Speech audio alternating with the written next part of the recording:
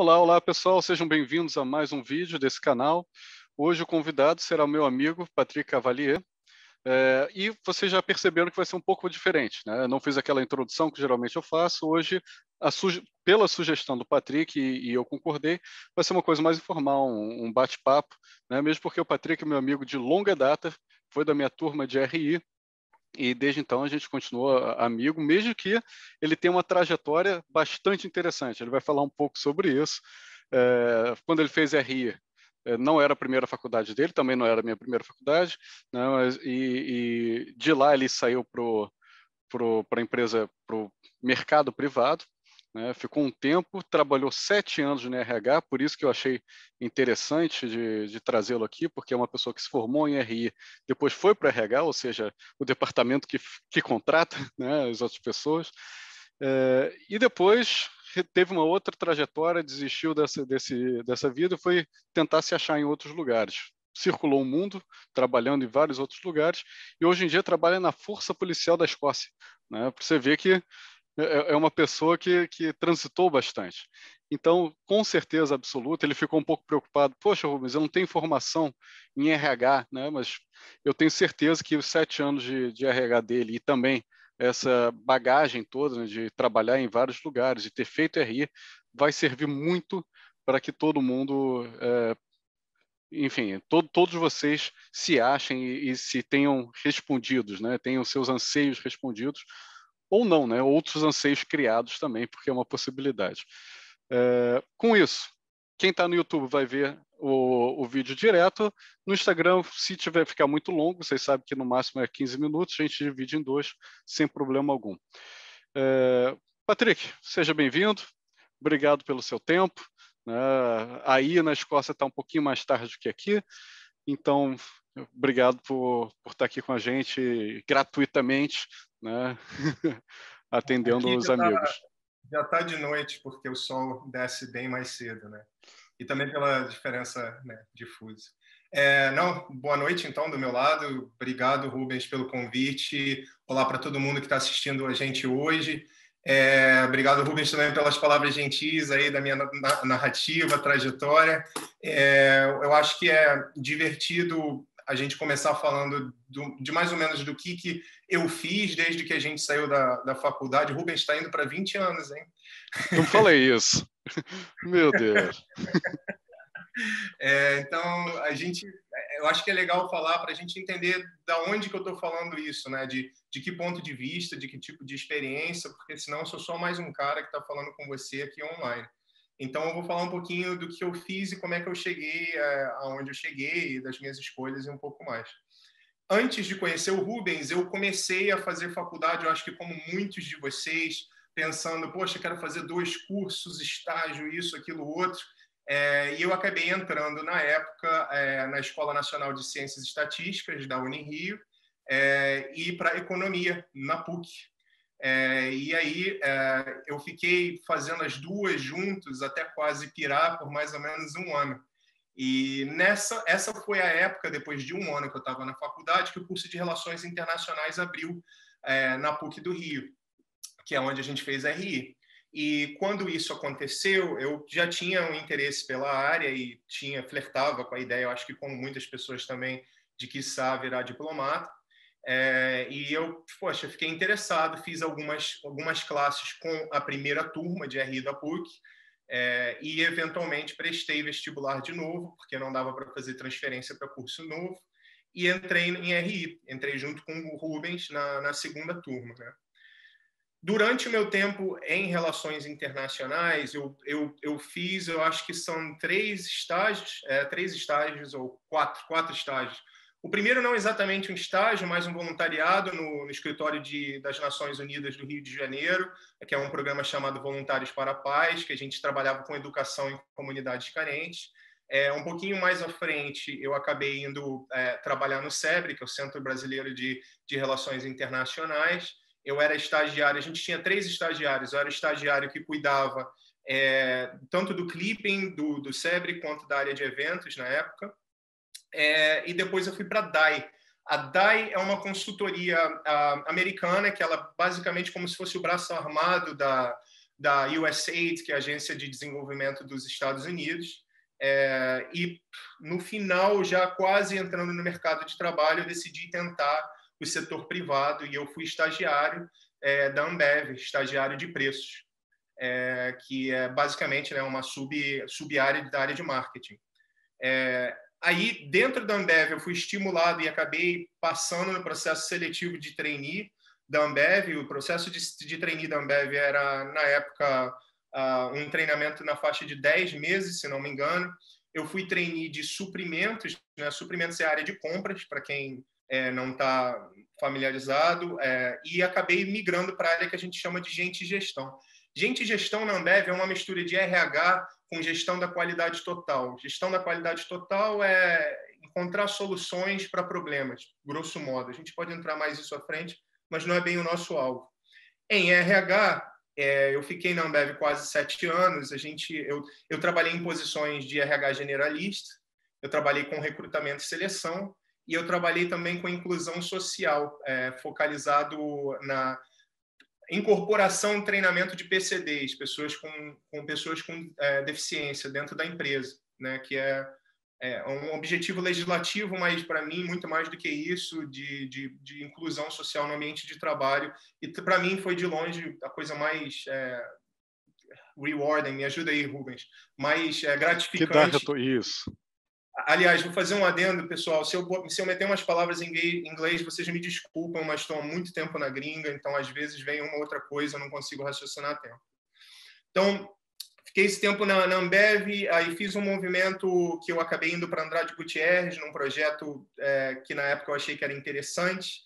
Não era exatamente o que eu queria, mas eu fui para uma gerência de nível um pouquinho mais avançado para tocar a área de treinamento e desenvolvimento da Andrade Gutierrez a nível mundial na época. Então, teve algumas coisas interessantes, mas não era o que eu estava procurando, e eu acho que fechou um ciclo que foi no sentido de eu ver que legal, me deu independência financeira, isso, aquilo, outro, mas não sei se o que eu quero para mim, na minha vida, é trabalhar no setor privado. Então, eu dei uma primeira guinada, né, das 2 guinadas importantes que eu fiz na minha vida, e nessa que eu reconectei com o Rubens também, que acabei indo fazer um mestrado no IESP-UERJ, e me conectei com o negócio que o Rubens já estava tocando, e junto com o professor Milani na época, que era o Lab Mundo. E acabei ficando com eles na faixa de 1 ano, não me formei no mestrado, porque quando a gente estava lá, eu acabei tendo uma proposta de trabalho através de uma amiga, que era para trabalhar para uma empresa chamada Global Business Reports, que é uma empresa que basicamente trabalha com guias de investimento em países diferentes do planeta. E aí eu achei que era uma coisa muito única, que eu sempre quis trabalhar escrevendo, era para ser correspondente internacional dos caras, ou business journalist, seja lá como a gente queira chamar. E eu acabei indo para a Turquia tocar um projeto na área de fármaco, e depois que isso fechou, eles me mandaram para o México para fazer um reporte na área de aço. Quando esses contratos terminaram, eles queriam me tacar para o Uzbequistão, eu não aceitei, e eu fui fazer o que eu estava querendo fazer, que era um break de carreira. Passei 1 ano mochilando pelo planeta para me encontrar. É meio, como é que fala? É meio lugar comum, mas essa era justamente a ideia. Te garanto que não é lugar comum nem um pouco. Você largar tudo, jogar para o alto, vou mochilar. Lugar comum no sentido de desejo, né? Era o meu maior sonho da minha vida, e eu achei que legal, né? Que eu tinha conseguido conquistar a possibilidade de ter recursos para fazer isso, e aí agora eu ia fazer, mas no sentido também de tentar me encontrar.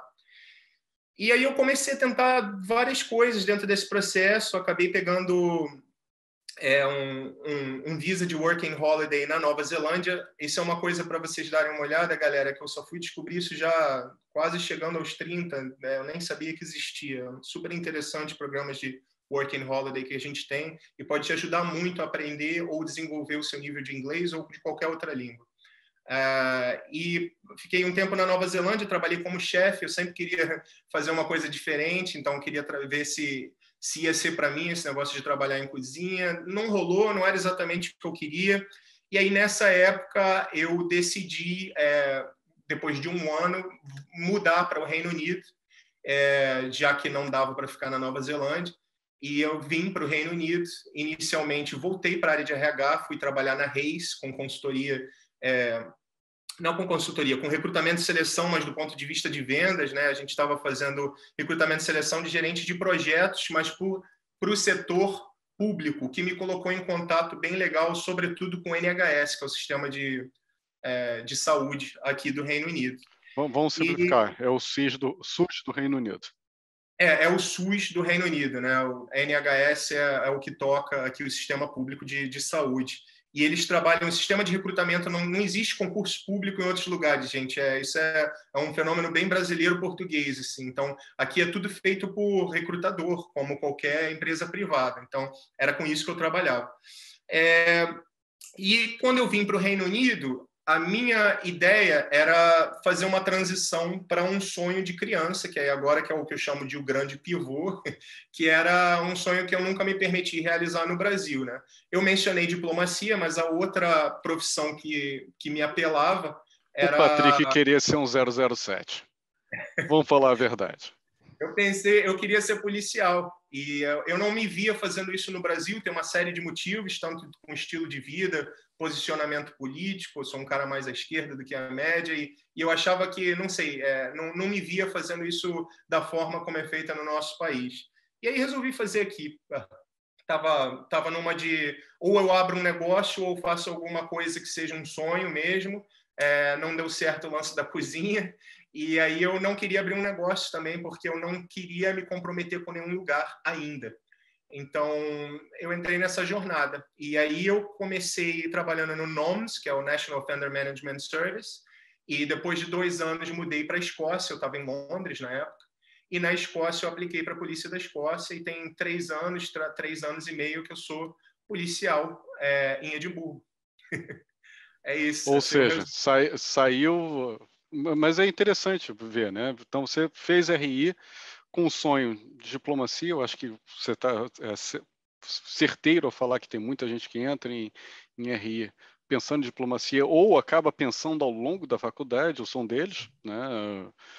Tem um vídeo sobre trajetória profissional que eu falo isso, sem menor pudor, né? Sem menor... enfim, eu sou muito sincero. Foi dos dois, né, Rubens? Foi sonho dos dois em algum momento. Acontece, né? Então, enfim, né? Todo mundo que tem RI é uma resposta fácil, né? Você está em RI, concurso público, né? Com prestígio, com retorno financeiro relativamente rápido. É Itamaraty, né? Então, claro que todo mundo pensa nisso em algum momento, mesmo sem saber direito como é que é a profissão, né? Depois que você descobre direito como é a profissão, às vezes cai um pouco a sua paixão por ela. Mas é interessante, saiu de RI, foi para RH, teve trabalhou bastante conhecimento, né? Teve outros colegas nossos também que foram para trainee também na Ambev junto contigo, na mesma turma, se não me engano. Mas você, enfim, se destacou, subiu bastante, teve o retorno financeiro que estava esperando e falou, não é isso que eu quero. Né? Depois de 7 anos nisso, falou, não é isso que eu quero. Deu uma volta no mundo, voltou para RH e se encarou de novo, não é isso que eu quero.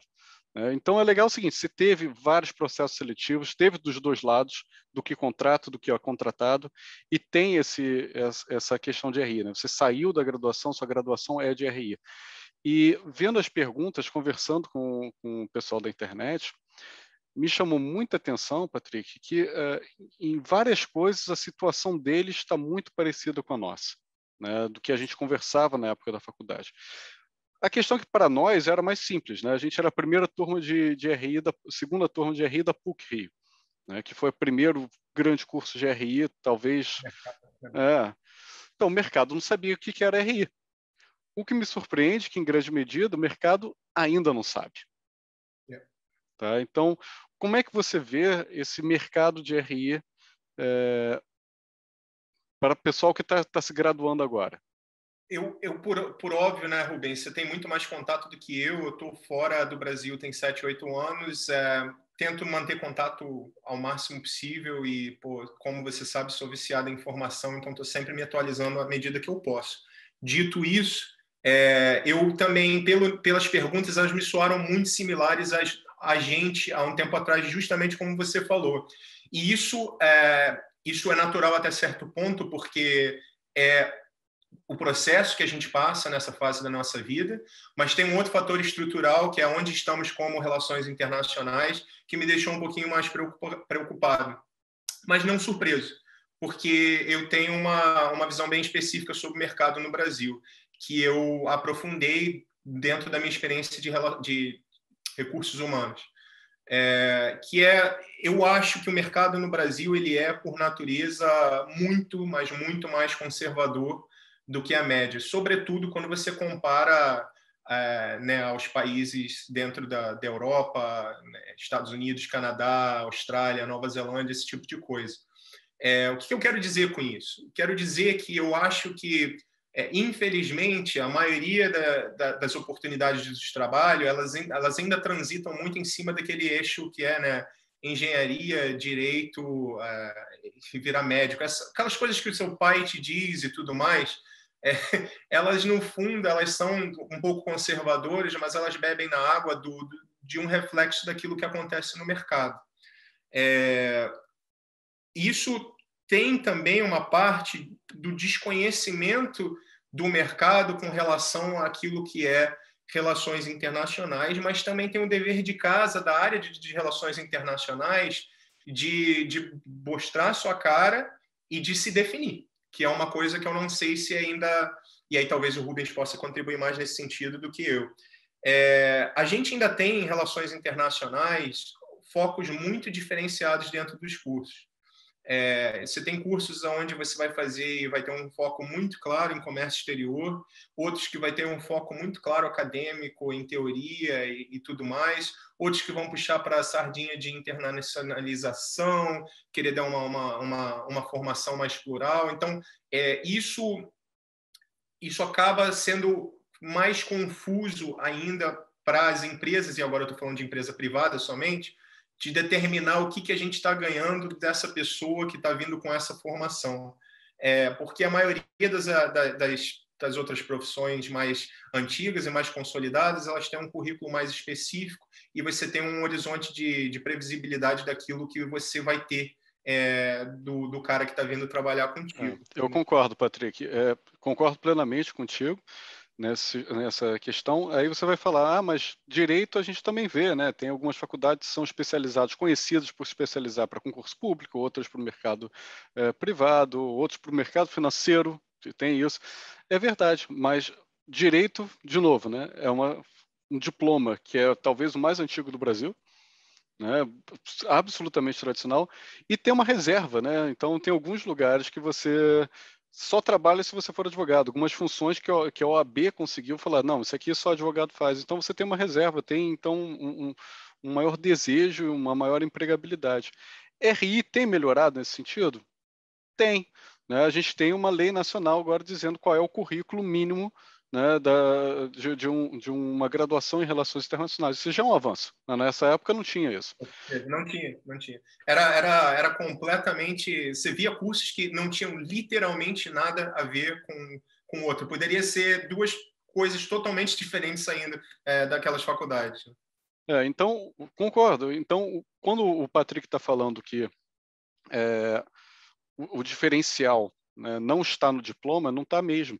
Né? Então, existe uma preferência no mercado privado, né, por desconhecimento, por vários fatores, de ir no que você conhece. E o que você conhece é engenharia, o que você conhece é direito, economia, até uma certa escala, e o diploma de RI não é seu diferencial. O diploma de RI vai entrar num pool, né, num leque, junto com outros diplomas. Administração, talvez, não equiparamos, mas talvez ciência política, sociologia e por aí vai. Tem muitos. Então, seu diferencial vai estar mais na sua formação. Né? E isso, inclusive... Pode falar, Patrick. Desculpa, Rubens, te interromper. O foco, eu acho que no setor privado, dentro das áreas de recrutamento e seleção, ele vai transitar muito dentro da ideia de exatas, né? Então, óbvio que se você pega um cara de uma core science, tipo física, matemática, alguma coisa assim, ele, por muitas vezes, ele é bem quisto, sobretudo no mercado financeiro, porque ele tem esse, né, raciocínio lógico quantitativo avançado e tudo mais, mas às vezes esse cara ele não tem desenvolvido os aspectos sociais. E aí acaba que as empresas caem muito no meio termo do engenheiro de produção. Então, tem um foco, sim, nas grandes empresas, eu não estou falando de qualquer empresa, mas as grandes empresas, as multinacionais, de procurar no Brasil um cara de mais focado em exatas. Vindo de cursos de exatas. E a gente, quando compete, a gente acaba competindo com uma piscina, um pool de candidatos que vai ter esse perfil mais focado nessa área. Na esfera pública, né, Rubens, é aquilo que a gente estava falando, não só o direito ele te dá um currículo que ele é mais desenvolvido, estabelecido e aquilo mais, mas ele te dá uma certificação que é concomitante com a própria ideia de reserva de mercado, que a gente não tem em RI. Então, não é porque você vai fazer direito que você vai ser melhor preparado para fazer um concurso público.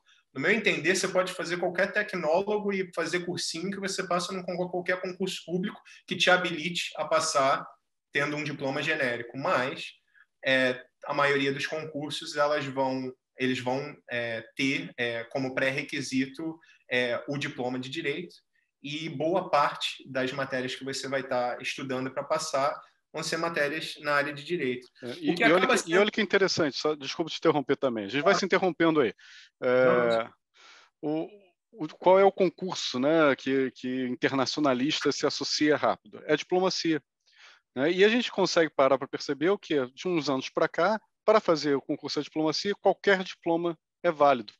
Então, o diferencial de diploma de RI não vale nem para o concurso do Rio Branco. Né? Que, óbvio, isso traz, obviamente, outros benefícios, pluralidade, né? Maior abertura, maior diálogo, ok. Mas para quem se forma em RI, nem a diplomacia, nem para prestar a diplomacia, o seu diploma é diferencial. Então, onde está o diferencial, Patrick? O que acaba, eu não sei se é exatamente onde... o que acaba sendo uma área onde é mais fácil a gente explorar, se você quiser fazer uma conexão do ponto de vista do que você está pegando como input acadêmico, vai ser, de fato, as áreas que têm mais a ver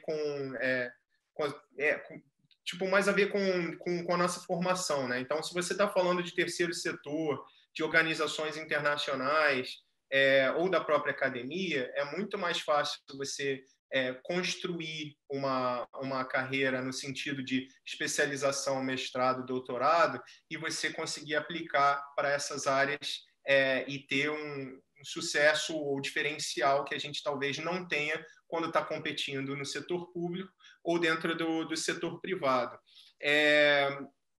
A gente tem algumas áreas que a gente pode considerar, tá, gente? Quando a gente está pensando, estou saindo da faculdade, o que eu vou fazer, né? Por óbvio que a minha maior experiência, pela minha narrativa de vida, vai ser setor público e privado, então eu posso falar mais sobre isso, mas tem outras coisas. Então, tem o que a gente já falou, né? A organização internacional, academia, terceiro setor, isso o Rubens talvez tenha mais experiência para falar, não só por fazer parte da academia, mas por quanto isso transita entre essas áreas. Quando você vai mais para a organização internacional e terceiro setor, uma das coisas que você vai precisar se preocupar em termos de formação e de experiência é trabalhar muito com project management, de gerenciamento de projetos, e a parte de funding, né? Porque a maioria dessas entidades elas trabalham dentro de uma lógica de você conseguir recursos para vender projetos, ter projetos aprovados, você tem mais recursos e implementar e executar o projeto. Então, o profissional nessas áreas, via de regra, é um cara que ele samba bem nessa área de projetos e ele tem uma conexão com uma área de conhecimento específica, seja direitos humanos, seja lá o que for. Então, é uma área que é onde você pode jogar meio que nas 11, que você vai pegar e você vai fazer um desenvolvimento de carreira focado em academia, você vai ter transitar com academia por si só, muitas pessoas trabalhando na área dão aulas, não talvez full-time como o Rubens, mas dão aulas como não só networking, complementação, prazer, mas porque você tem um trânsito maior. Então, se você quer uma coisa mais tradicional, eu acho que isso é um ramo para você explorar, onde você talvez tenha uma realização maior dentro da ideia de relações internacionais. Mas você tem também A gente tem mercado na área de assessoria política. A assessoria política no Brasil não é tão profissionalizado como é fora do Brasil. Ainda é muito conectado a quem conhece quem, e a gente está falando de um país que, por mais que a gente ame, é um país que tem níveis de corrupção ainda muito altos. Então, isso é só uma coisa para a gente pensar quando a gente está pensando em trabalhar com a área. Tem embaixada e consulado, eu acho que isso é mais relevante para quem mora em Brasília, mas você vai ter algum mercado também no Rio, em São Paulo. E aí tem os dois grandes, que são, né, setor privado e setor público. Aí, Rubens, se você não se importa, eu vou entrar só um pouquinho a mais, só para a gente pensar um pouquinho, jogar algumas ideias sobre o que a gente pode fazer. Zero me importa, vai lá. Em RI, né? Todo mundo fala de diplomacia, gente, mas eu acho que a gente, brasileiro, sobretudo classe média, tem complexo de grandeza. Tem uns negócios assim. São 25, 26... Quantas vagas, Rubens? 26 vagas por ano? Eu acho que desse ano vai ser 37. 37, mas tiveram vários anos abaixo de 30. Então, sim, a gente tem que pensar que esse é um funil bem pequeno. E eu não estou falando não façam, é impossível. A gente tem duas ou três da nossa turma, Rubens, são diplomatas. Eu acho que todo mundo... Tinha mais, né? Só que o pessoal começaram a desistir, se decepcionaram um pouco, começaram a sair. Tem uma segunda carreira e eu conheci várias pessoas atuando na área. Eu tive o prazer de conversar com um pessoal na Sérvia, quando eu estava com um amigo meu, que é a carreira de Ofchan, que é oficial de chancelaria. Tem muita gente que gosta de falar, é o carregador de piano, é isso, é aquilo outro. Eu acho, gente, isso é ignorância. Sobretudo saindo da faculdade, seria se isso casar com você ter o concurso público junto nessa época, é uma carreira muito interessante que vai te dar exposição internacional rápida também, e que você pode ir para várias coisas a partir disso. Se você está se preparando para a diplomacia, você naturalmente consegue estudar dentro de um mesmo currículo para oficial de chancelaria e também para oficial de inteligência da Agência Brasileira de Inteligência, que é uma coisa que não tem necessariamente muito a ver com RI, mas em termos de concurso público, de adequação, você tem uma certa confluência. E dependendo do que você for fazer dentro da BIM, em inteligência, você vai ter sim uma exposição ao mundo, né, a áreas internacionais específicas para trabalhar com política, macroeconomia e interceptação de informação, processamento de informação e transformação de informação em inteligência para tomada de decisão, que é basicamente o que a gente deveria fazer. Então, não é tão estrangeiro assim quando você para pensar. Isso é uma coisa que a gente pode se preparar como nicho. A outra coisa, que é um currículo totalmente diferente em termos de estudos, mas que casa com outras profissões tradicionais, é uma carreira que é a carreira do MIDIC, de analista de comércio exterior. Então, para quem está pensando em comércio exterior, essa é uma carreira muito bem paga. E como preparação para concurso público, você acaba bebendo nos mesmos concursos que são do Bacen, do BNDES e da própria Receita Federal. Então, se você escolhe esse nicho e você vira concurseiro nessa área, você acaba se preparando para 4 oportunidades e você pode, né, aproveitar os concursos que estão aparecendo. Tem concurso fora isso, Patrick? Tem. Quando eu saí da faculdade, eu não mencionei no meu resuminho, mas eu prestei concurso para analista de relações internacionais da Ingepron, que é a empresa de engenharia da Marinha. Passei. Nessa época, o Biasi fez o da Eletrobras, passou. Meu amigo João Viegas fez, acho que do INCA, passou também.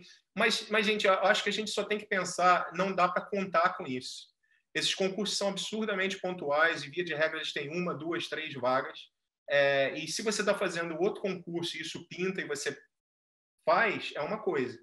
Mas se preparar pensando que uma vaga dessas vai aparecer, eu acho que é contar com algo que não aparece toda hora.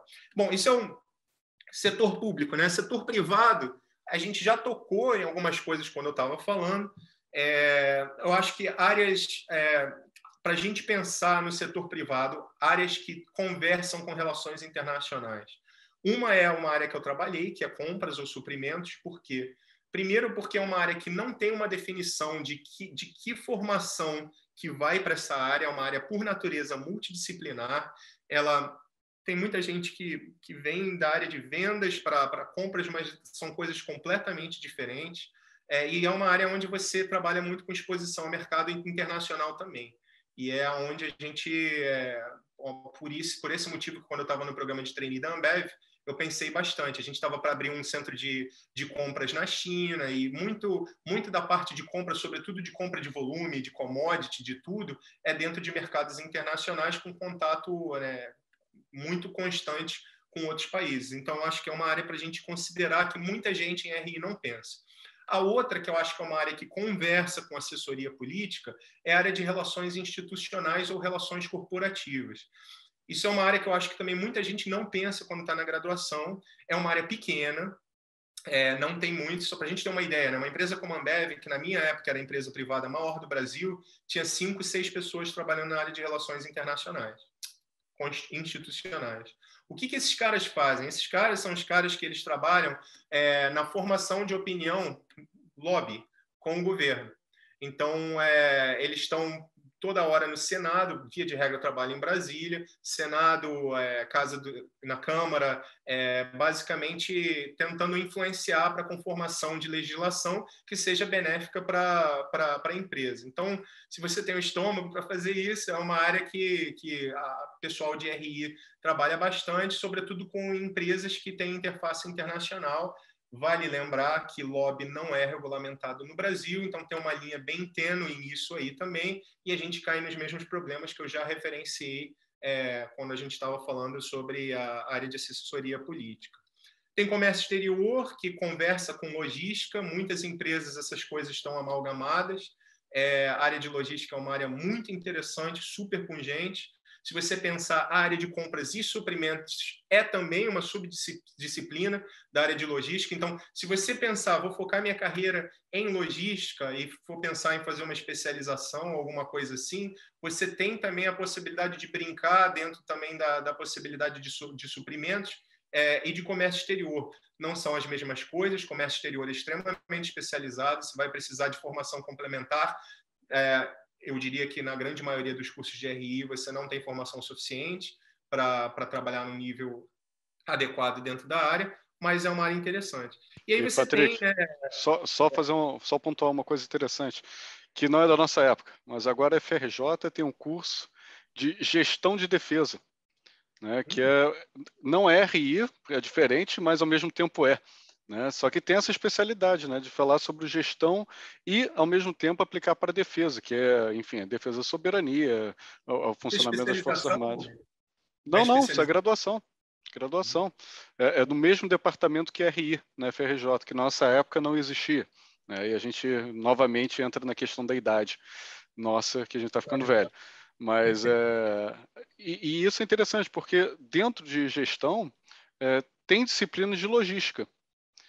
E logística de defesa e por aí vai. Só que você pode utilizar esse conhecimento e aplicar para o setor privado. Então, isso pode ser uma solução também para quem entra nesse ramo.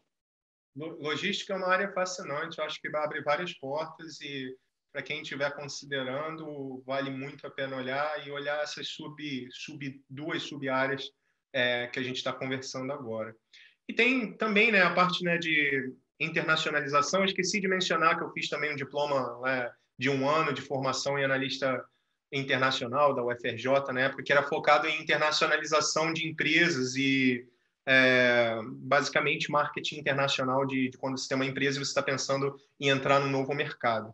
E aí você trabalharia mais com, né, consultoria nesse sentido. Essa parte de consultoria e a parte de relações institucionais são, via de regra, duas áreas onde você entrar entry level, entrar como júnior, é difícil.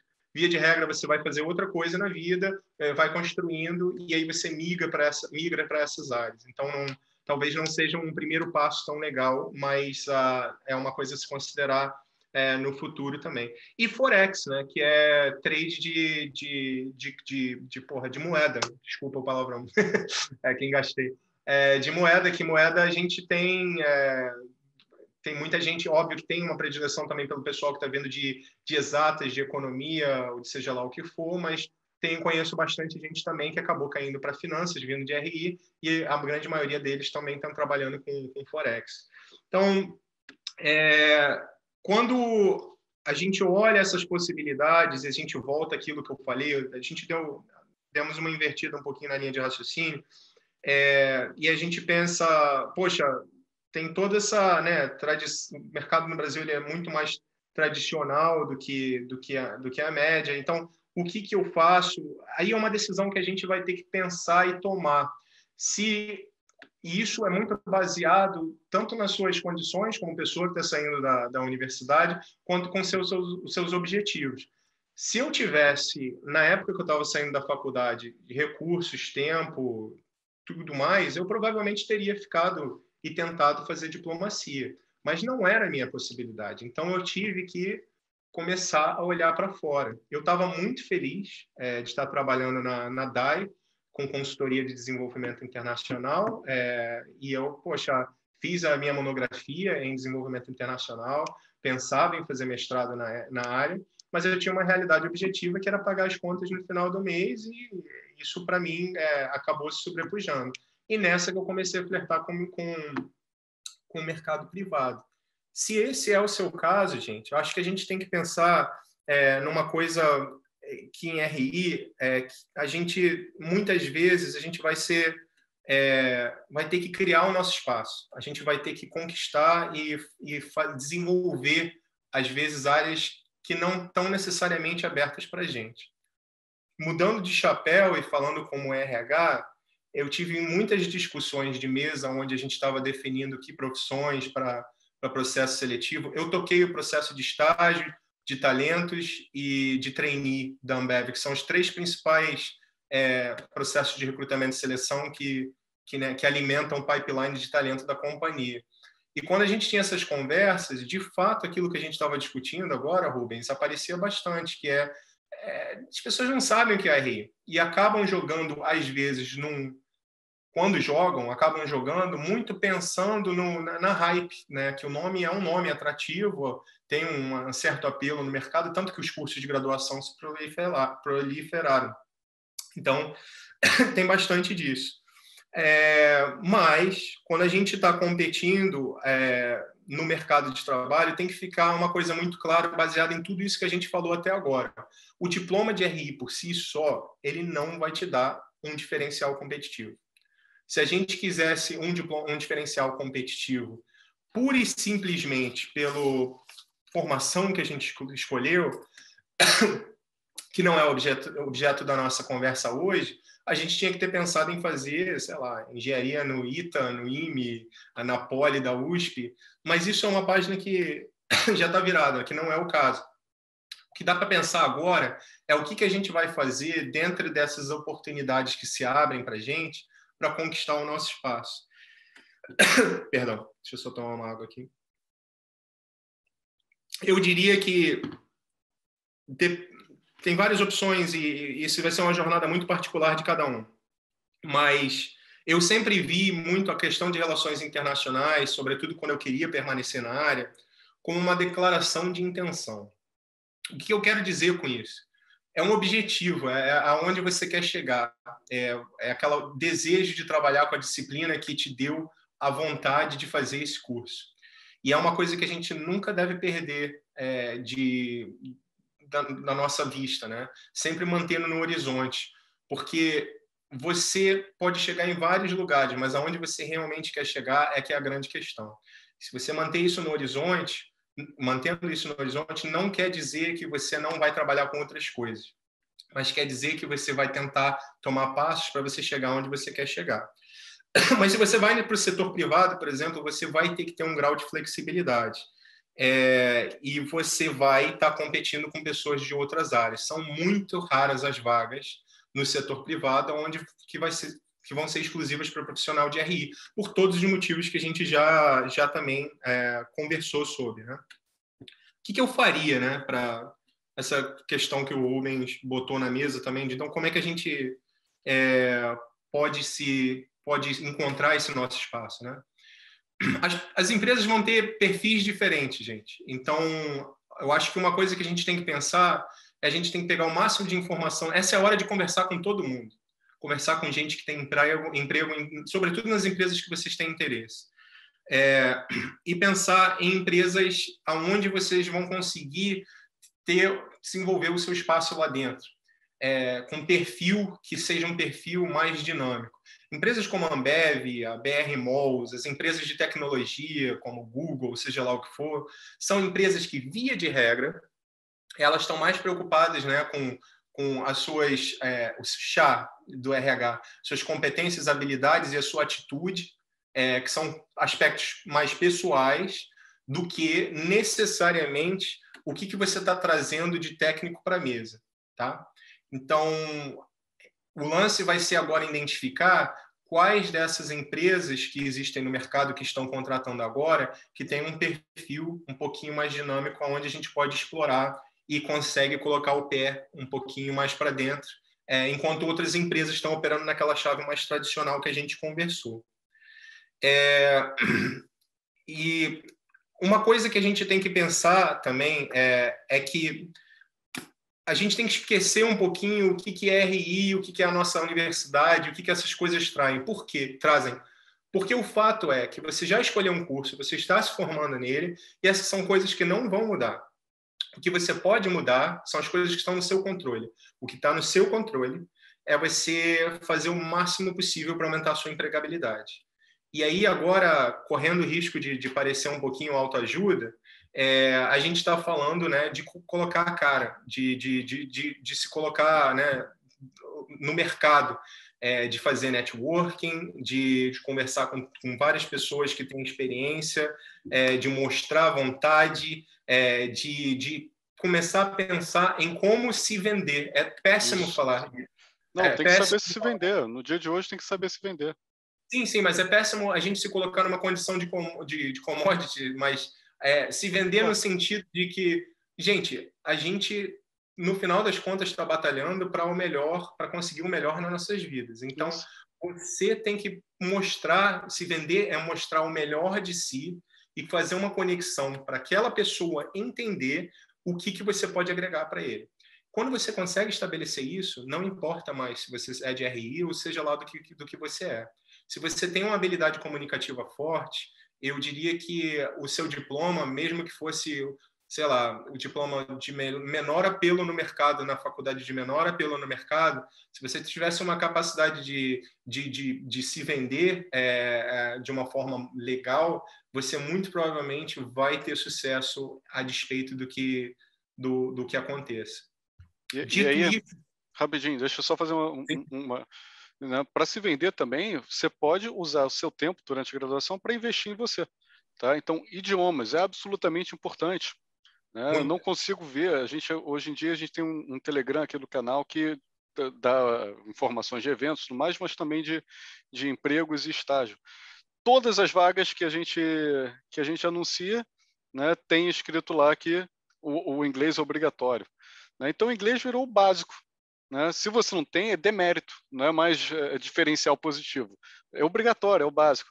Mas agora, você pode investir em outros idiomas, você pode se especializar. Eu tenho certeza que eu quero ir para a área de compras internacionais. Faz a sua dissertação, seu TCC, em relação a isso, né? Já direciona, faz uma boa pesquisa, né? E aí, quando você estiver na entrevista, você fala, olha, eu já fiz uma pesquisa sobre isso, eu já fiz um TCC sobre isso e eu tenho conhecimento. E na hora que você conseguir tentar se vender, você já vai ter uma base maior, um conhecimento maior para conseguir se candidatar para a vaga que você quer. Já que a gente está tocando nesse ponto, Rubens, eu quero esclarecer também, porque quando me falavam de se vender e de networking, e eu estava na faculdade, isso me dava um certo desespero. Se vender, gente, não é para ir para qualquer evento e falar qualquer bobagem e ficar lá pelando o saco de alguém, não. Não tem nada a ver com isso, tá? Se vender é a gente colocar a cara lá fora, ir em eventos e usar essa vontade, essa fome de conhecimento para se conectar com pessoas e fazer coisas produtivas a partir disso. É para aprender. E através do aprendizado vem a reboque o conhecimento social. E esse conhecimento social, ele gira muita coisa. A maioria dos empregos que a gente vai ter na vida, eles não têm a ver com o que você está lendo no papel, com os títulos, com nada disso. Essas coisas abrem portas. O que te faz ir para frente é você convencer alguém de que você importa. E isso não tem nada a ver com relação se você é de RI, se não é de RI, ou de seja lá o que for. Vocês estão, muito provavelmente, passando por uma das coisas mais difíceis da vida, que é cortar um cordão umbilical, que é a gente, né, os privilegiados de nós que tivemos a oportunidade de ter a educação financiada pelos nossos pais sem grandes preocupações, que não é necessariamente o caso de todo mundo, não foi o meu, mas você vai cortar um cordão umbilical de você ser jogado pela primeira vez na vida, com 22, 23 anos de idade, ou seja lá que idade que você tenha, e de ter que lutar, né? Fend for yourself, como é que tu traduz isso, Rubem? De lutar por você mesmo para pagar as contas, para ter um emprego e para fazer, né, as coisas acontecerem. Isso é um momento difícil, gente. E eu entendo que está todo mundo agora muito preocupado com o que vai acontecer daqui para frente. Mas vocês vão ver que esse é só um primeiro passo e que a vida é difícil, a vida é complicada, é foda, não estou falando que é molezinha, não. Eu só estou dizendo que parece impossível agora, mas as coisas vão começar a acontecer. O que eu não Patrick, quero... Só um segundo, que eu acho que você tocou um ponto bem interessante, né? Não necessariamente, eu estou falando, Rubens, muito fácil você falar que você tem que investir em idiomas, investir em você mesmo, sendo que eu não tenho recurso para isso, né? Eu tenho que trabalhar ao mesmo tempo, tenho que me sustentar. É absolutamente verdade, tá? Mas, infelizmente, o Brasil é bem desigual, e as pessoas que não têm essa condição vão ter, sim, que fazer um esforço um pouco mais se quiserem vencer em RI. Então, por exemplo, buscar cursos, que nem o CLAC da UFRJ, que é um curso de línguas feito pela Universidade, pela Faculdade de Letras da UFRJ, gratuito, de super qualidade, né? Corre atrás disso. Né? Existem alguns jeitos de você conseguir driblar essa simetria que é brutal. É brutal. Né? E óbvio, tem muita gente que chega em RI e tem dificuldade com inglês. Isso é uma coisa que... Isso é uma coisa elitista? O RI tem... a faculdade no Brasil é elitista. Tá? Mas agora, hoje em dia, com o mundo globalizado, a gente tem que correr atrás do inglês. Não tem jeito. Tá? E isso vai ser muito importante para o mercado, seja no Brasil, principalmente fora. Eu não teria conseguido abrir 80% das portas que eu tenho sem falar o inglês. E eu acho que... E aí, como é que faz? Bom, gente, eu não tinha dinheiro para cursinho também, não. Eu aprendi... Não existia Duolingo Memrise na minha época, tá? Eu aprendi inglês me forçando, lendo, traduzindo, com dicionário do lado, escutando música, traduzindo filme. E tive a sorte de ter um tio que morava nos Estados Unidos, que me pagou passar 3, 4 meses nos Estados Unidos, quando eu tinha uma idade ainda 15 aninhos, seja lá o que foi, e aí as coisas deram uma desenvolvida também. Mas a gente tem 1000 coisas que você pode fazer, inclusive, cara, não está conseguindo emprego, ou seja lá o que for, pega emprego em uma outra área, qualquer área, junta um dinheiro, vai fazer um programa de au pair fora do Brasil, vai fazer um working holiday, seja lá o que for. Isso, vai para Nova Zelândia, como você falou. Nova Zelândia, você pega e mete alguma coisa que onde você vai chegar, e acredite em mim, eu moro na gringa, chega todo mundo aqui toda semana sem falar uma palavra de inglês, com uma mão na frente e outra atrás, all in, tendo investido todo o dinheiro que tinha para pegar e chegar aqui para aprender uma língua, fazer um dinheirinho, fazer aquilo outro. A Irlanda, por exemplo, te dá a possibilidade de ir para lá, e se você tiver matriculado num curso, de trabalhar legalmente em paralelo, e os programas de Working Holiday, que tem para brasileiros, sim, com poucas vagas, mas tem na Nova Zelândia, na Austrália, no Canadá, acho que tem também para brasileiro. Você consegue ir e não tem que pagar cursinho nenhum, você vai lá para trabalhar, e aí, no trabalho, você é forçado a falar, e isso é uma forma também perfeitamente factível de aprender inglês. Foi assim que eu aprendi inglês, foi assim que eu aprendi espanhol. Então, eu recomendo bastante para vocês. O que eu queria dizer, isso não é uma rejeição à educação tradicional, não me entendam errado, tá? Mas a solução para a empregabilidade não é fazer 2, 3 cursos de graduação, sabe? Aquilo que eu falei, comecei fazendo estatística e economia e fazia o estágio na ONU na época. Cara, gente, eu me esgotei, não estava aprendendo nada de certo e, sinceramente, como RH, botando o chapéu de volta agora, de RH, não significa muita coisa, tá? Você tem 1000 formas melhores de investir o seu tempo. E eu diria que se você não tem um segundo diploma, que você esteja fazendo em paralelo, e você usa aquele tempo, que é um tempo considerável, de estar presente numa faculdade, de estudar para exames, de se preparar para provas, para você trabalhar seus aspectos sociais, networking, conexão, cursos, trabalhos, projetos, e isso vai te trazer muito mais em termos de empregabilidade.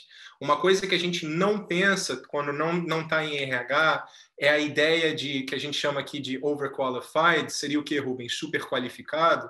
Não sei, que é o cara, o candidato que chega para você para uma posição entry level, de entrada, e júnior, e aí ele te entrega um currículo e você olha lá, 2 graduações, especialização, mestrado, fazendo o segundo mestrado, meu irmão, overqualified. Eu não, por que a gente pensa isso como RH? A gente pensa isso pelo seguinte motivo: o cara que investe tanto tempo, ele tem uma expectativa de desenvolvimento ou de recuperar o investimento de tempo e de dinheiro que ela é muito alta. E isso é um problema do ponto de vista do empregador, porque isso, via de regra, gera decepção. O que você quer é um cara fresco, saindo da universidade e com experiência.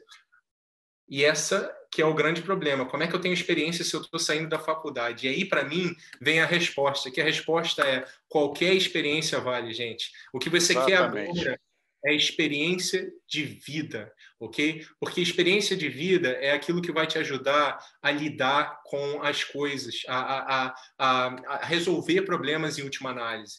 Eu tive a felicidade de poder ir para um colégio de qualidade, né, colégio de santo, de seja lá o que for, tinha bolsa e o cacete a 4.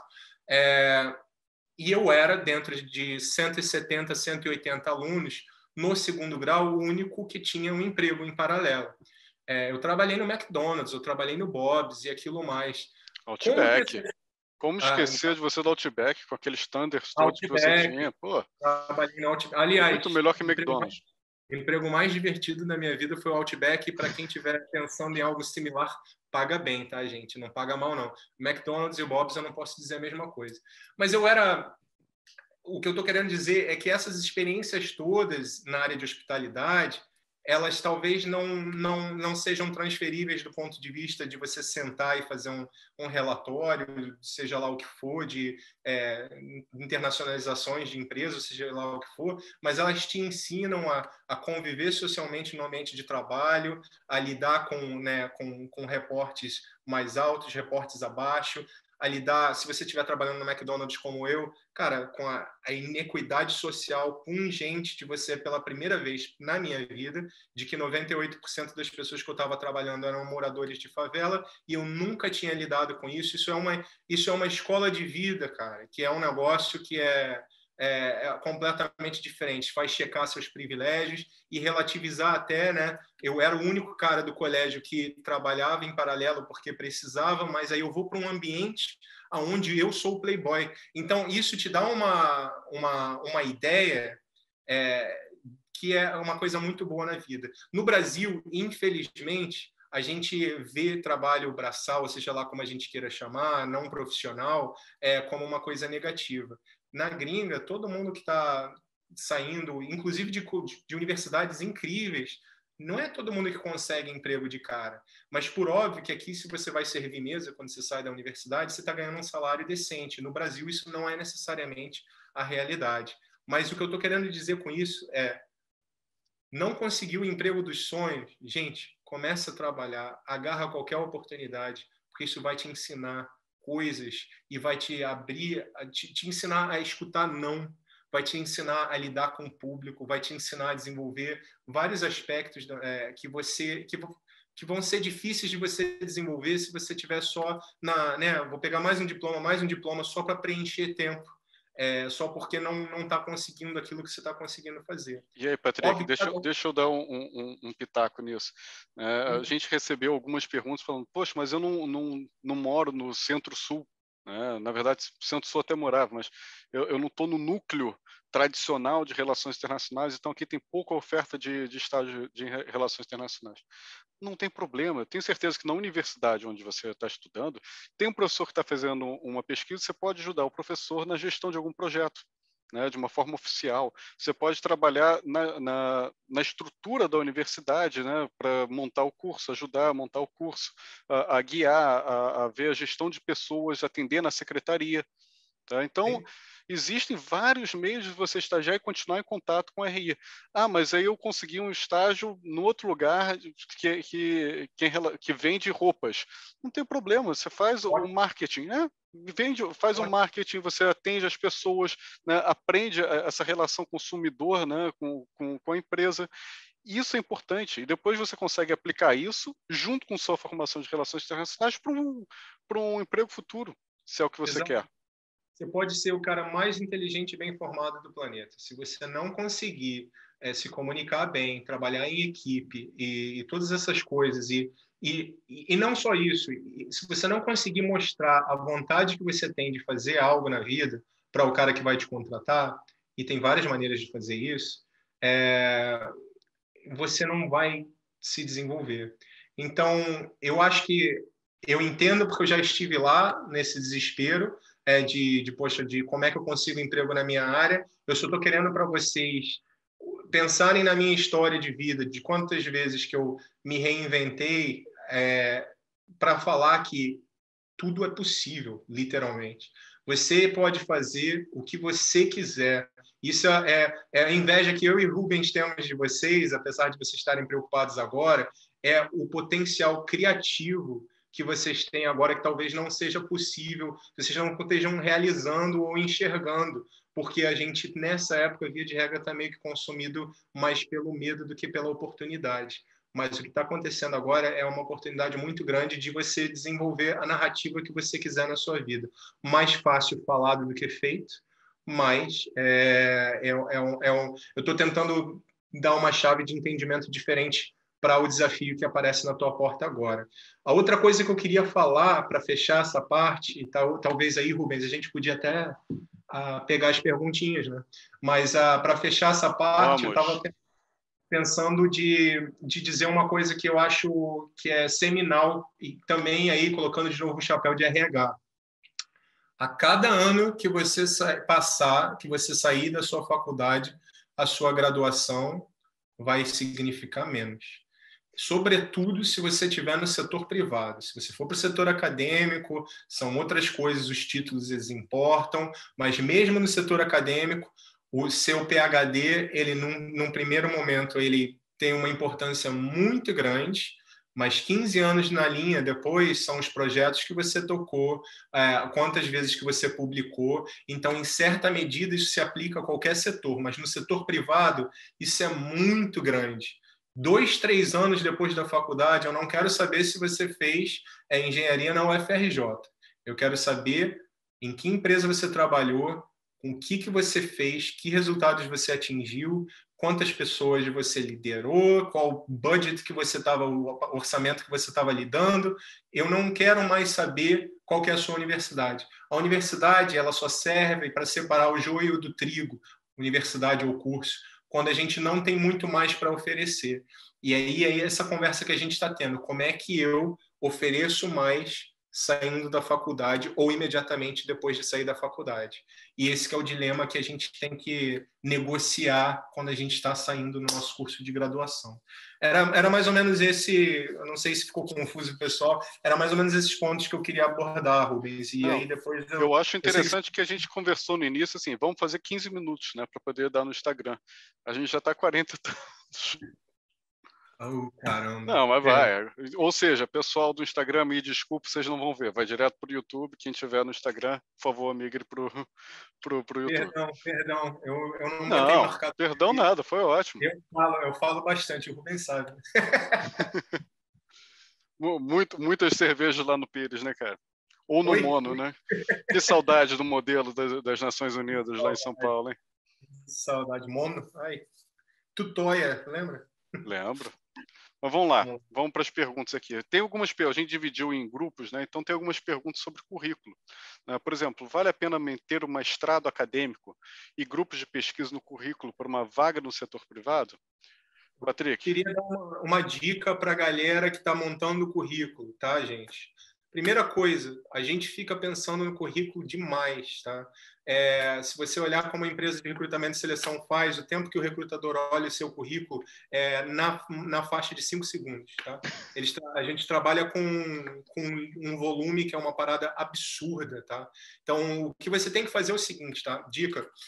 Primeira coisa, você faz um mega currículo, que é o teu currículo que você bota tudo lá. Isso é para você, isso é para você ter todos a sua experiência, as coisas que você faz, ou seja lá o que for, para você utilizar para copiar e colar nos currículos que você vai fazer direcionados para as empresas. O seu segundo currículo é o currículo que é o currículo basicão, é aquele que é, né, streamlined, que é o que está direcionado para a maioria das empresas e que ele vai focar aonde você se vê. Então, você tem uma boa ideia de onde você quer estar e você tem uma boa ideia de as empresas que você pode aplicar, e esse currículo ele vai pegar e vai ter o basicão que você vai mandar para 80% das empresas que você não liga tanto, tá? É aquela empresa assim, putz, eu quero emprego, então vamos nessa, pum, currículo. Mas não necessariamente é a empresa que você quer estar. As empresas que você quer estar, e aí, gente, não pode querer estar em toda empresa. São umas 10, 15% das empresas que você vai mandar o seu currículo. Aí você vai fazer um currículo, né, tailored, como é que fala, Rubens? Desenhado Sob medida para aquela empresa. Exatamente para aquela empresa. E aí você vai olhar para o seu currículo, que tem tudo, e você vai pensar coisas que tenham a ver com aquilo. Como é que você faz isso? Pesquisa. Você vai fazer isso quando você tem uma empresa. O que eu fiz quando óbvio que na Ambev, né? Eu estava dentro da empresa que eu já fui estagiário. Mas o que eu fiz quando eu queria virar estagiário? Eu conversei com todo mundo até eu encontrar gente que conhecia gente da Ambev. Eu entrei no site, vi qual eram os valores corporativos. Eu fiz pesquisa para entender todas as fusões de né, mergers and acquisitions que transformaram, que virou Ambev, as famílias na Bélgica, a Brahma, quem que é Marcel Telles, Sicupira, quem que são esses caras, para você estar num nível de preparação aonde você antevê aquilo que o cara quer num currículo, e quando você chega numa entrevista, você está preparado para bater de igual para igual e dar uma resposta que é aquela que o cara quer ter. Então, é isso que eu estou falando. Se o mestrado acadêmico e os grupos de pesquisa valem a pena ou não, não sei. Depende da empresa e depende se ela é uma empresa que ela faz sentido para você, ao ponto de que você vai investir tempo para fazer um currículo sob medida. E, Patrick, a Larissa, não, desculpa, Laís, tá perguntando se isso se aplica também às empresas internacionais, caso a gente queira sair do Brasil e se candidatar para uma vaga em outro país. Sim, se ela estiver falando de multinacional trabalhando no Brasil, óbvio, por óbvio, mas se ela estiver falando de aplicar do Brasil para empresas, eu acho que, gente, aí tem que dar um passo atrás. Isso é uma coisa muito difícil, tá? Via de regra, quando eu estava trabalhando em recrutamento e seleção em Londres, o que a gente batia muito na tecla é que os empregadores queriam UK experience. Eles não estão nem aí se você é, sei lá, do Nepal, do Brasil, ou seja lá o que for. Se você puder trabalhar no Reino Unido e tiver UK experience, você está habilitado a aplicar. Via de regra, as empresas não tocam em currículos de gente em outro país, porque é muito trabalho para você regularizar a situação do cara se o cara não tiver visto, porque ele não tem experiência não tem experiência naquele mercado de trabalho. Então tem muitas barreiras que não faz sentido. Por quê? Porque você, via de regra, tem candidato na sua localidade. Aonde que isso não é verdade? Isso não é verdade em mercados específicos, que são mercados de de nível técnico muito especializado, e aí o maior exemplo que você vai encontrar é tecnologia da informação, IT, e em muitos países, né, como, por exemplo, a Austrália, Nova Zelândia, a área médica. Ou até aqui no Reino Unido, se você for enfermeira e estiver querendo vir para o Reino Unido... Ou em países que precisam muito de imigrantes, o Canadá, Isso. Mas mesmo Emirados assim, Árabes e por aí vai. concordo, mas eu acho que esse não é o perfil. Não existe uma demanda que eu conheça em nenhum país do mundo para recém-graduado de RI, Okay. para você passar por isso. O seu primeiro passo, povo, é pegar um emprego no Brasil, tá? E aí, se você quer uma carreira internacional, é encontrar o seu espaço dentro dessa empresa, subir para pegar uma transferência. O que não é difícil ou impossível, é só escolher a empresa certa. E a Yasmin perguntando como se destacar no currículo para ser chamado no âmbito acadêmico. Aí, Yasmin, essa eu mato no peito.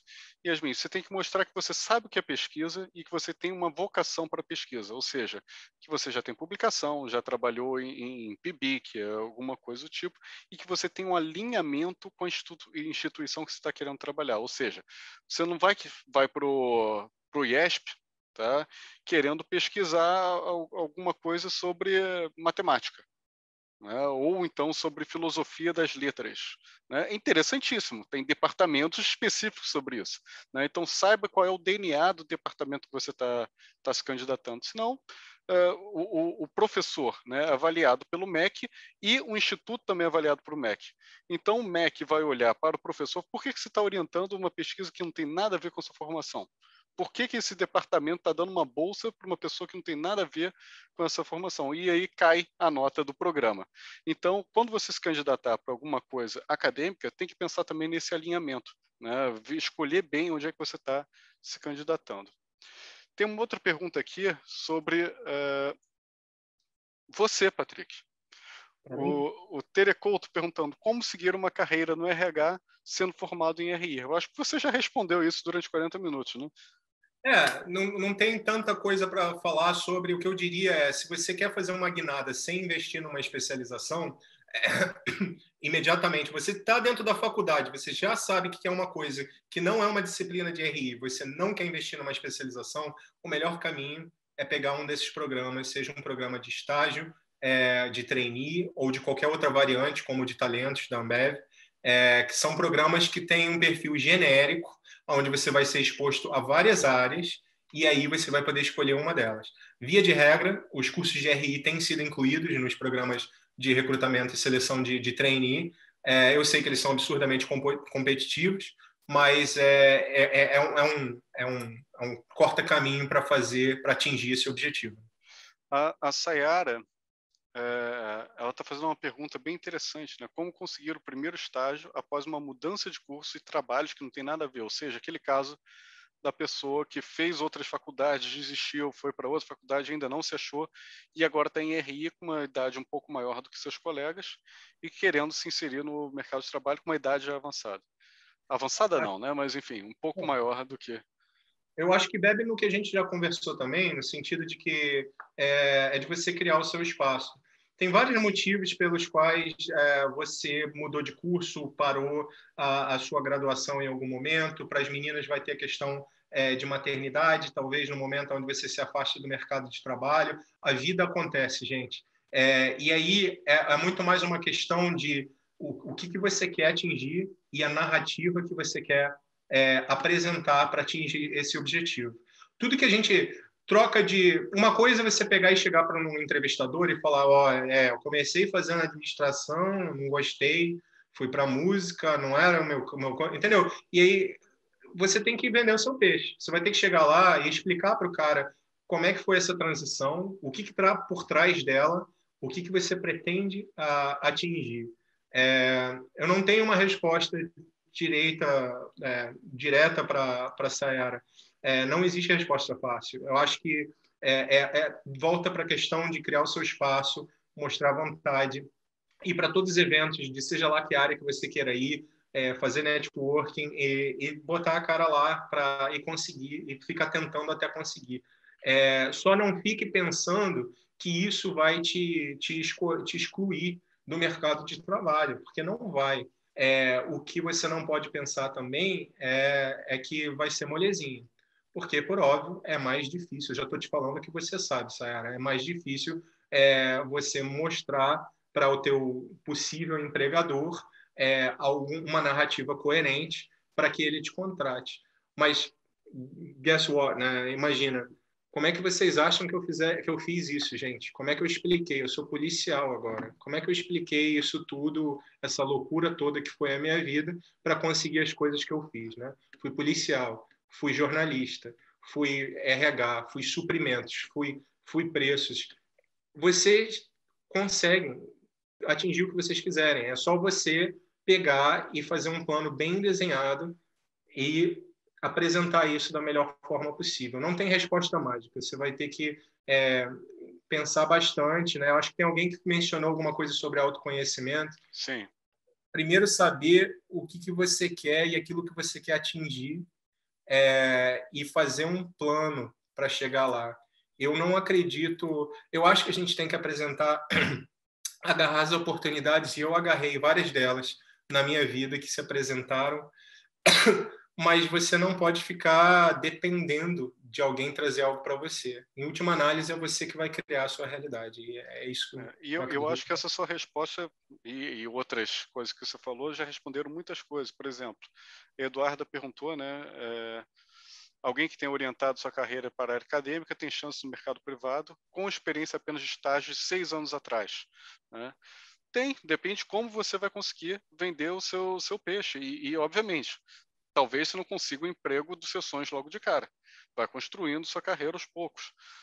No mesmo sentido, Vic DLM, eu não sei como explicar isso, qual é o nome da pessoa, só está o arroba aqui, mas como se inserir no mercado de RI tendo cursado uma universidade no interior, longe do litoral e das principais oportunidades do estágio. Mesma coisa, pega aquele emprego, qualquer coisa que você consiga começar a ter experiência, né? Vai para a sua universidade, vê o que estão precisando no departamento de RI, começa a trabalhar ali, né? A Fer Durazo perguntando, é possível ter um emprego bacana sem ter feito um estágio na área? A gente já, nesses últimos anos, né, principalmente se é brasileiro, você sabe que nada é impossível, mas agora as coisas são às vezes mais difíceis, né? E aí você vai sim enfrentar algumas dificuldades. Às vezes acontece uma mágica, você está no lugar certo na hora certa, falou com a pessoa certa e teve um atalho. Mas tudo é possível, mas claramente vai ser um pouco mais difícil. Vai, Patrick. Esses casos, Rubens, o que a gente tem que pensar, o povo tem que esquecer se dá, se não dá. Essas são as inseguranças da gente falando, tá? Vai dar, tá? A questão é como que você faz acontecer, tá? O que a Vicky, o que a Fer Durazo tem que responder é por que ela não fez estágio.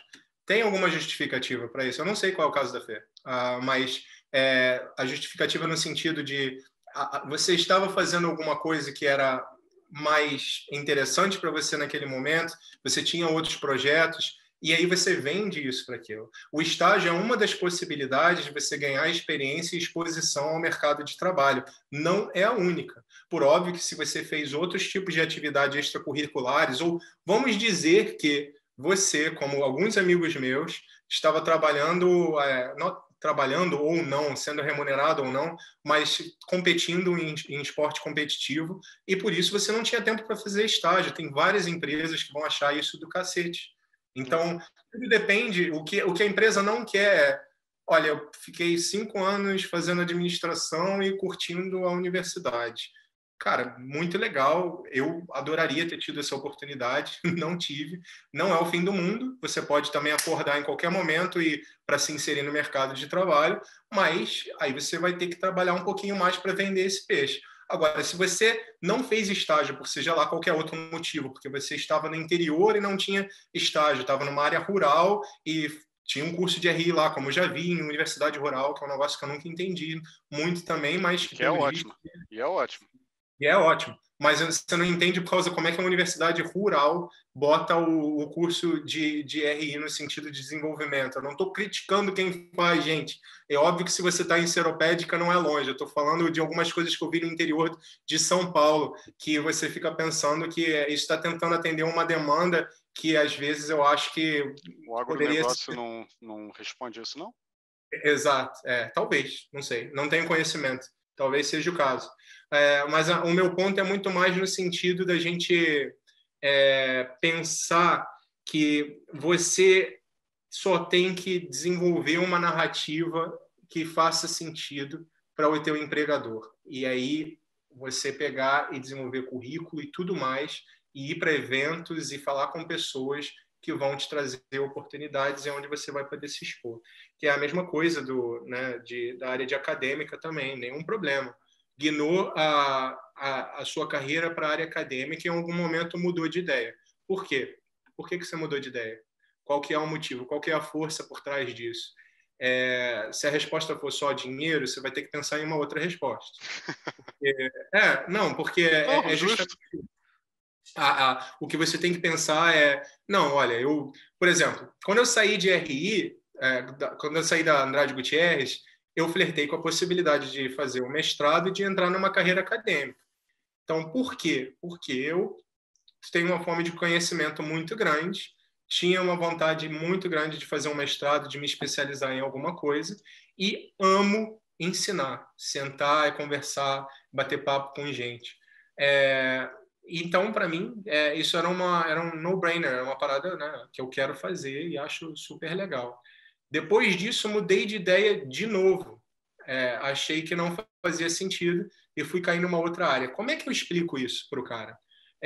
Eu vou ter que explicar para ele, né, que quando eu fui para o mestrado, eu entrei em contato com uma realidade que eu não conhecia por completo de qual era a dinâmica no mundo acadêmico e que não necessariamente era aquilo que eu queria atingir por motivos A, B e C. E eu acho que a minha personalidade e aquilo que eu quero atingir é outra coisa. E essa coisa é X. E é por isso que eu estou aqui hoje conversando com você. Então, desde que você consiga organizar essas coisas para você poder expor a sua linha de raciocínio, que é essa coisa que eu fico chamando de narrativa, é isso que o recrutador está olhando. A gente não tem que a gente fala que narrativa não é a tradução exata. O problema é que a gente em português eu acho que não tem uma tradução porque o Patrick está querendo falar. Em inglês a gente falaria o storytelling.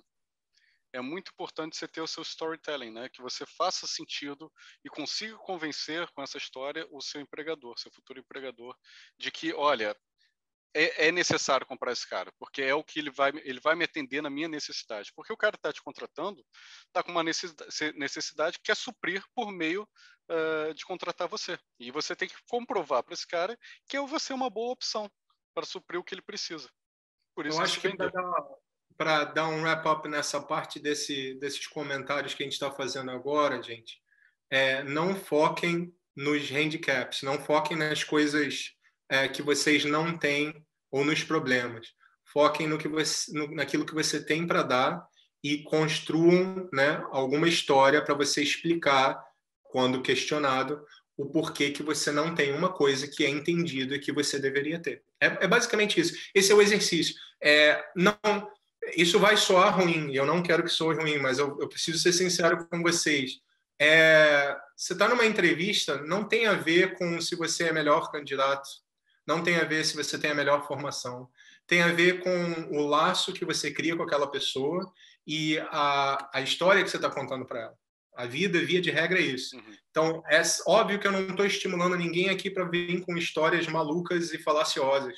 Não é isso. Mas quando eu falo sobre vender é a gente potencializar as coisas, os aspectos positivos da nossa vida e, né, não esconder, mas fazer com que os aspectos negativos ou não tão sexys não sejam vistos tão importantemente. Não tem um peso menor.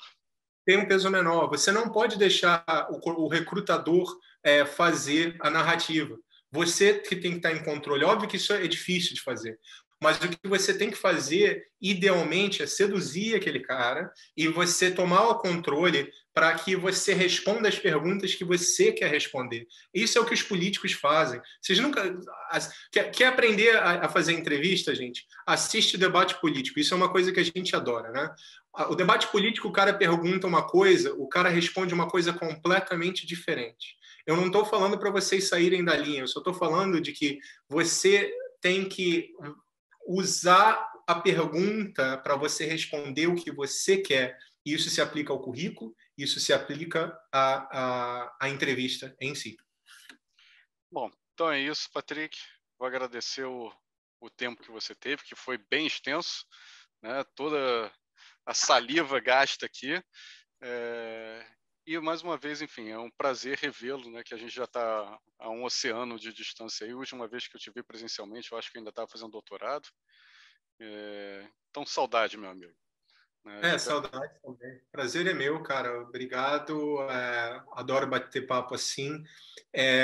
Como eu disse, não trabalho mais em RH, mas se o Rubens... Quem entrar em contato com o Rubens, se alguém tiver alguma dúvida específica e quiser passar, gente, o Rubens pode passar meu e-mail, não no site, ou seja lá o que for, mas para quem entrar em contato comigo, tenho tranquilamente, assim que der, respondo. Mas, de novo, gente, não tem muita mágica, não. É só um momento de transição na vida da gente. A escolha de vocês é uma escolha fascinante, é uma área fascinante, com mil possibilidades. A vida está aberta aí para vocês escolherem o caminho que vocês quiserem fazer. Eu tenho certeza que todo mundo vai ter muito sucesso nessa vida. Então, boa sorte. E é isso. Muito obrigado e até a próxima.